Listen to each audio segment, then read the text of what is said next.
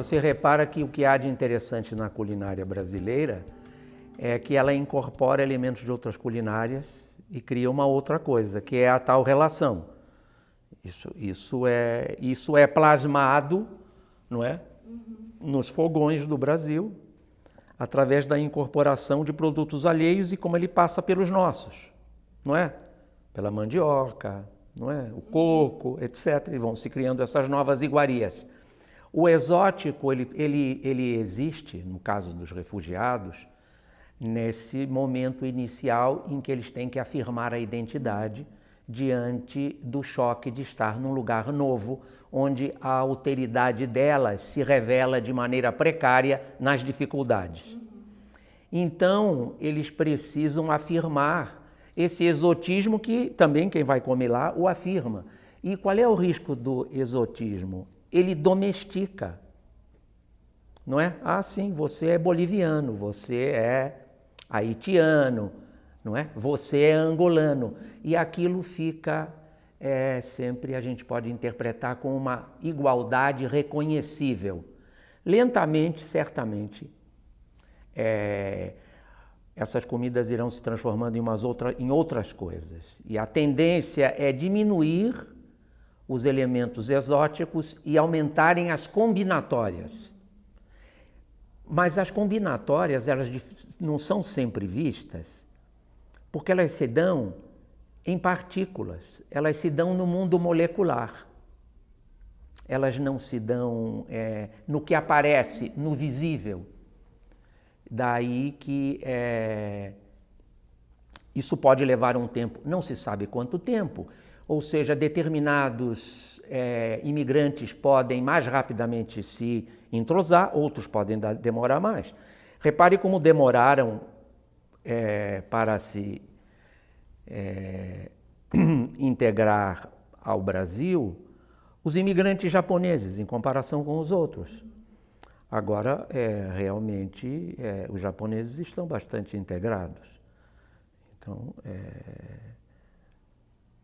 não há mais aquela separação e aquela afirmação da própria identidade que havia. Mas este é um movimento que tem um grau grande de imprevisibilidade, não é? Mais ou menos isso. Mas, de alguma maneira, com a culinária, acontece o mesmo do que com a poesia. O que interessa não são os conteúdos explícitos e reconhecíveis, mas as estruturas internas, que são as mais interessantes de se perceber. Mas o que é interno e que pertence a uma espécie de marchetaria invisível é mais difícil de se analisar.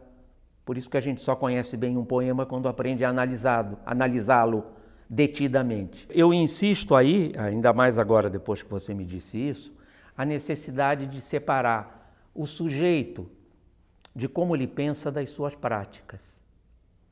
Porque o pensar do sujeito está muito relacionado a uma situação político-jurídica, não é?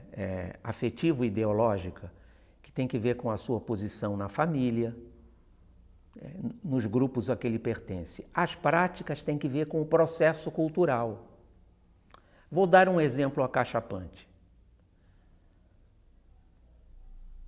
Eu lembro disso quando eu participava em escola de samba no Rio de Janeiro. Então, digamos assim, um compositor de escola de samba, que é um grande passista também, um cara com muitos méritos musicais e corporais.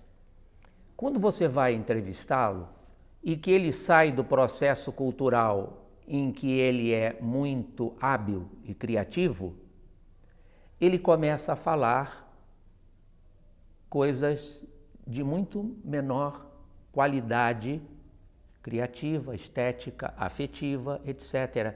Porque ele, na entrevista, tem que falar de como ele se localiza ideologicamente. Então ele começa a dizer que ele está ligado aos ancestrais e que a família dele luta há muito tempo, o preconceito que ele sofreu. E não se trata de que isso seja verdade ou mentira, mas a linguagem dele se reduz a estereótipos em que a alteridade é reduzida a elementos de fixidez, ao passo que quando ele dança e canta, eu usei esse elemento de um passista de escola de samba, mas poderia usar muitos outros, ele capta todos os elementos culturais. Todos os elementos culturais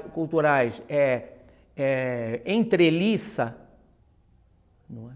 Eles estão embutidos nos gestos que ele faz, nas entonações de voz.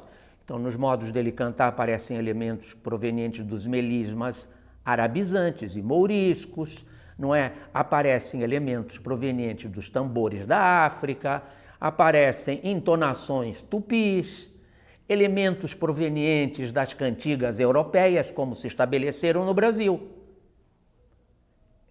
Então, uma coisa, quando a gente vai entrevistar agora um refugiado, seja boliviano, seja quem for, é o que ele já está fazendo no Brasil de boliviano brasileiro, de afro-tupi boliviano brasileiro, que ele ainda não soube perceber. Ele não tem condição de perceber. Isso leva algum tempo. Para ele saber formular isso, demora. Eu já fui num restaurante boliviano aí, e eu conversei com um boliviano e a mãe dele, que era a cozinheira do restaurante, e ela já me falava de como estava incorporando coisas brasileiras na culinária boliviana. Até porque determinadas coisas não havia aqui para colocar na culinária. Então essa precariedade favorece a mestiçagem, porque você é obrigado a adaptar. Então, esses cortes e colagens e nexos, poeticamente, afetivamente, penetrantes na pretensa identidade que quer se manter, eles não chegam à mente consciente do sujeito. Primeiro, porque isto é difícil de ver. Segundo, porque ele pode não querer ver, porque isso vai fragilizá-lo como grupo, dentro do grupo.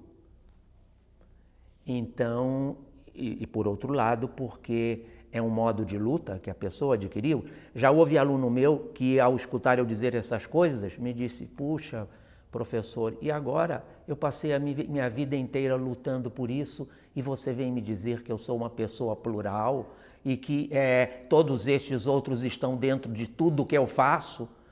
Eu disse, pois é, rapaz, eu tentei mostrar isso para você. Ele disse, pois é, mas agora eu fiquei sem chão. Então, um dos erros das análises é se fixarem só na posição do sujeito.